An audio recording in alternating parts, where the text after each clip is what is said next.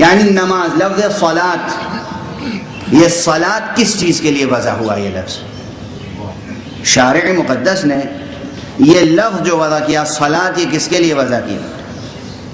وہ صلاۃ جو پروردگار عالم کی طرف سے، شارع مقدس کی طرف سے، قرآن اور رسول صلی اللہ علیہ وآلہ وسلم کی طرف سے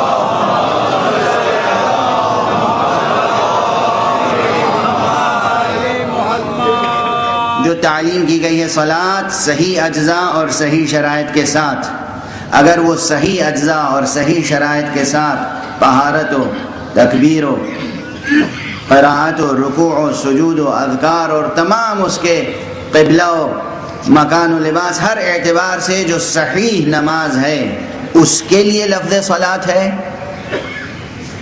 یا اگر کچھ اجزاء کم و زیاد بھی ہو جائیں اور نماز غلط بھی ہو جائے تو ہم اسے نماز کہیں گے. بحث یہ ہے. اب بعض لوگ کہتے ہیں یہ بحث بھی کوئی کرنے کی بحث ہے، لیکن جب بحث کیجئے گا تو اندازہ ہوگا کہ ہاں کرنے کی ضرورت تھی، تب علماء نے بحث چھیڑی، ایسے ہی نہیں چھیڑی. حج ہے، حج اپنے تمام اجزاء اور شرائط کے ساتھ ہو، صحیح درست حج ہو تو اسے حج کہیں گے، یا اس میں کوئی خلل آ جائے تب بھی اسے حج کہیں گے. بحث ہے.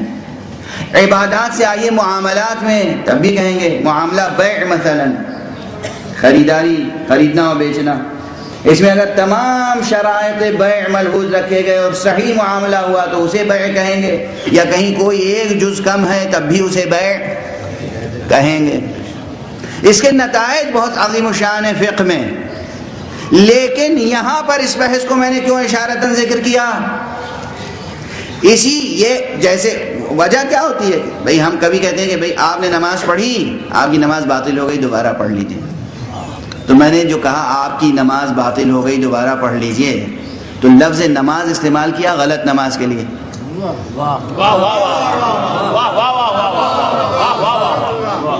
باطل نماز کے لیے لفظ نماز استعمال کیا، اور میں نے کہا پھر سے پڑھ لیجئے. لوگ کہتے ہیں نماز کا لفظ اطلاق تو ہوا نا، یہ جو ناقص نماز تھی، جس میں خلل واقع ہو گیا تھا، جس میں کوئی جز چھوٹ گیا تھا، کوئی شرط جو ہے پوری نہیں ہو پائی تھی، اسے بھی آپ نے کہا تو نماز. اس کے معنی یہ ہیں کہ نماز کا لفظ جو وضع ہوا، یہ اسم جو وضع ہوا، یہ صحیح اور اعم یعنی غیر صحیح اور صحیح دونوں کے لیے وضع ہوا. صحیح کو بھی آپ نماز کہیں گے اور جو غلط ہے اس کو بھی آپ نماز کہیں گے. اعم، صحیح اور غیر صحیح دونوں کو شامل کر کے آپ لفظ نماز استعمال کریں گے. بے شمار الفاظ ہیں جن پہ بحث ہوتی ہے اصول فقہ میں. یہ کیوں بحث ہوتی ہے؟ اس لیے کہ آپ نے صلاۃ کا لفظ ایک بار استعمال کیا صحیح صلاۃ کے لیے، اور دوسری بار استعمال کیا غلط صلاۃ کے لیے.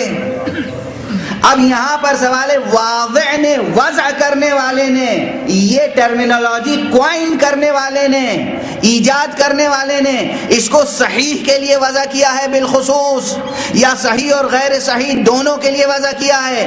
اگر صحیح کے لیے وضع کیا ہے تو غلط کے لیے جو استعمال ہو رہا ہے وہ بربنائے مجاز استعمال ہو رہا ہے، نہ بربنائے حقیقت.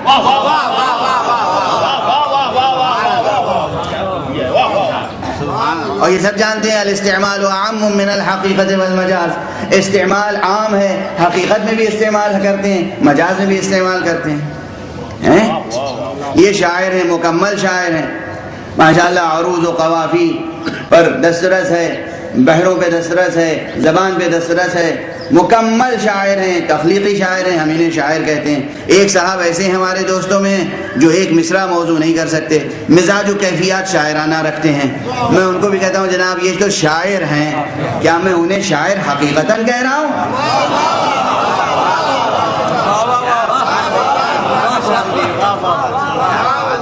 ظاہر حقیقتاً نہیں کہہ رہا ہوں. یہ کیا ہے؟ مجاز. تو ایک لفظ کا استعمال زبان میں حقیقی معنی میں بھی ہوتا ہے، مجازی معنی میں بھی ہوتا ہے. توجہ ہے، ہم کسی شاعر کو شاعر کہیں تو حقیقت ہے، کسی متشاعر یا ناشاعر کو شاعر کہیں یہ مجاز ہے، بلکہ طنز بھی ہو سکتا ہے کبھی.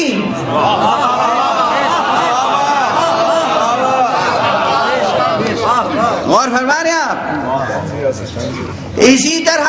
اسی طرح نماز جو صحیح نماز ادا ہو تمام اجزاء و شرائط کے ساتھ، وہ ہے صلاۃ۔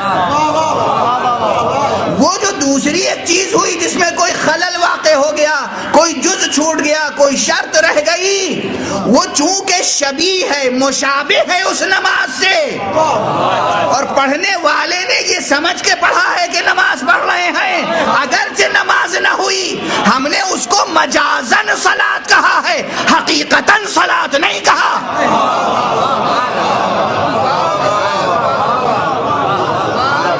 واضح ہے؟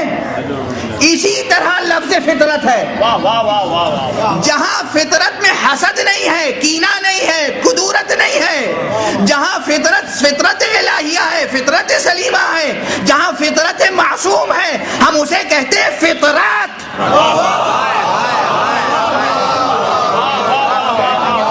اور جہاں فطرت میں کجی آ جائے، یا تو ہم فطرت نہیں کہیں گے یا کج فطرت ہی کہیں گے، اور کبھی کبھی کہا بھی کہ یہ تو ان کی فطرت ہے، تو بس سمجھ لیجئے کہ کیا کہہ رہے ہیں۔